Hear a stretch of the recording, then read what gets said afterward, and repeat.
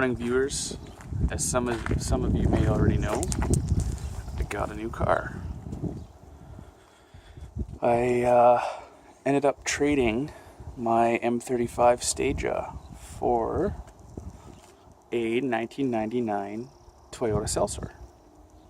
Some of you may know this car as a Lexus LS400, the North American left-hand drive counterpart of this exact car. I imagine the Celsior came with better options, as did my Aristo, opposed to the GS400. I'm going to go through the car with you guys, show you a bunch of cool stuff it has. For a 99, it has so many things that cars here didn't have. A 99, this has backup sensors, it has HID lights that auto level, it has dual climate control, motorized headrests, motorized seat belts, just crazy stuff for 99. So this is the 1UZ V8. They go forever. This particular one has 85,000 kilometers. The real annoying thing about this car is that it has a Clifford alarm system, which doesn't allow you to start the car if you unlock it and wait 30 seconds. So every time I frickin' have to get in this thing, I have to lock it, unlock it,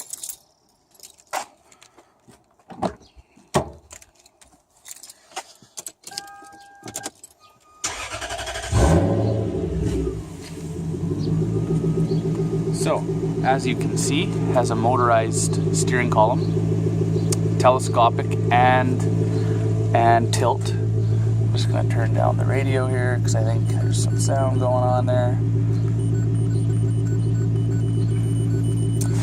So as I was saying, dual climate control. It has the outside temperature in 99, which is really cool. The only crappy thing is this deck is all in Japanese. That being said, the deck is a very, very cool deck. It has CD player, but it also has, not that we can use it here, but it has all these options. So it has TV, FM, AM, which we can't use here because the frequencies are different.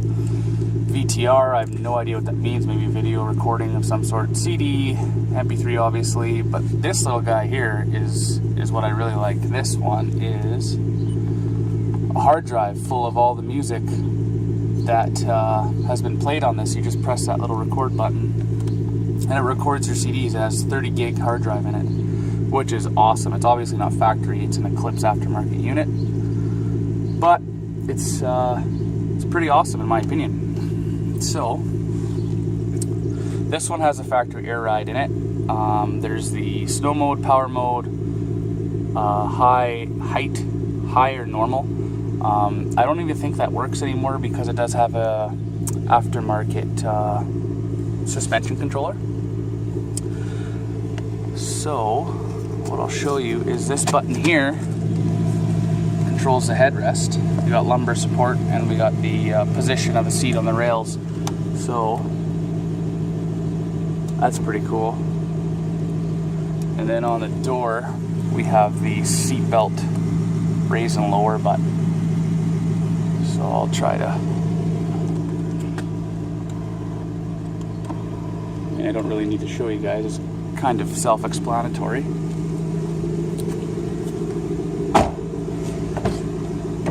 the back, I'm not a huge fan of the color scheme in here. I wish it was black, but it's not terrible for some of the 90s cars that, you know, came out. Got pretty nice wood finish cup holder and a cubby. Got a factory subwoofer, which actually pounds pretty good for factory. Both doors have an ashtray and lighter, which is awesome. So this particular car, was hit and the backup sensor is in the bumper, which is unfortunate, but I'll fix that later. It's still intact. There's the other one. Came with these nice NK racing wheels. Has the big 4-pot brakes that came on the Supra 2. They're pretty much the exact same brake setup. From what I read, the brakes on this car are actually just a bit bigger, the rotor is itself. And this pole is awesome. It's a blue LED light. It lights up when your lights are on. This one is duct tape in. It looks like they cracked the mounting, which I don't really care. I'll find a new one. Has yellow fogs, HIDs, and that pole, from what I've read, it means it was a government car from what I've read. I don't know if that's 100% true. My Soarer had it too, and it's the only Soarer I've ever seen with it, so maybe it's true. Maybe it was an option. I have no idea. We got, I think these are the stereo antennas, or maybe they're the TV antennas. I'm not 100% sure. You got your Japanese sticker here.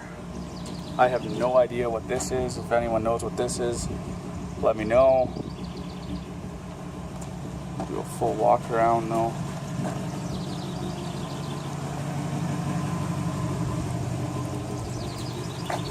It sounds absolutely beautiful in my opinion. I'm a Toyota guy, so I really wanted to get back into the Toyota game. The Stagea was a good car, and I'm sure it will be a great car for years to come, but there's just something about Toyotas with the reliability and the power they have. I mean, this one's 300 foot-pounds of torque, 290 horse on the VVTi 1UZ, and it, like I said, sounds just awesome. So we'll go inside. We're inside, and that's the dash. I know it's nothing spectacular. It's probably the same as an LS400 with the Japanese writing, which is kind of annoying because you don't know what the hell it's saying. There's the pull button, pull up and down auto, and then there's the Clifford alarm, which I'm tempted to take out. It also has a auto dimming daylight night mirror for $99, which is pretty cool. In this particular car, the vents are out. The previous owner told me they took it out trying to get this out, which is totally unnecessary. They didn't need to do that, but they did. So now I'm left with trying to put them back on, which will be fun, I'm sure. This car has a garbage can, which is handy, I guess. I've never seen that before, but I think it's pretty awesome. Pretty low key too, same color as the dash, so maybe it was made for this car. This particular car also has a first aid kit in the seat. First time I've ever seen that, and that is awesome. I think that is wicked. Let's see what we got in here. Oh yeah, we got the multi-CD port, but I don't know where this is. Maybe it's in the back. I haven't even checked yet. And then you got the factory air ride controller, but that's an aftermarket controller, so it raises the car up and down. Eventually I'm gonna get coilovers for this thing because the air suspension is problematic, I hear. Nothing really in there. What are other things that I don't really like about this thing right now? Well, Japanese writing, the vents that suck. We got the Clifford alarm, Japanese writing. I guess I can show you what's in the trunk too. Oh yeah, something cool is when I first got on this thing, I'm like, where the hell are the cup holders? You know, it's a Lexus, essentially. It should have cup holders. Ta-da! Right there. I thought that was pretty neat. You got your first, your second, which is where the vents are. It has power ports everywhere. There's like 6 of them throughout the vehicle.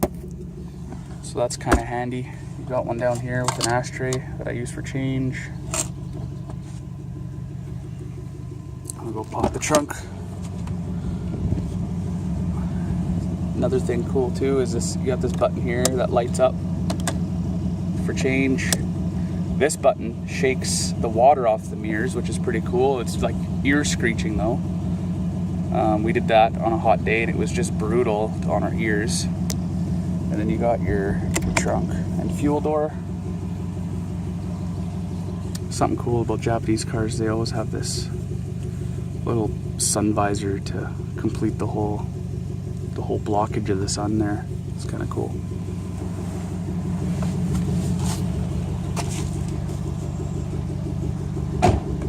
It's hard to keep this color clean black. I will be doing a power polish on it. So the trunk's huge. We went to Home Depot and got some lumber and it fit in here, which is crazy. We lucked out. And here's the socket set. It's a full-blown like little tool set. No idea, or sorry, I shouldn't say socket set, but it's a tool kit, which is cool, which, you know, has every, you know, 8, 10, 12, 14, your tire wrench, your pliers, screwdriver, flathead.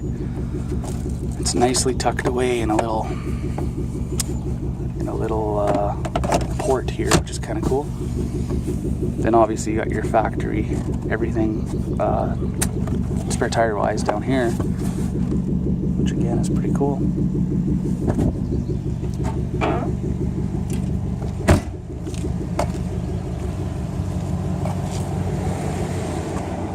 Yeah, so that's my Celsior. I guess I'll show you the engine while we're out here.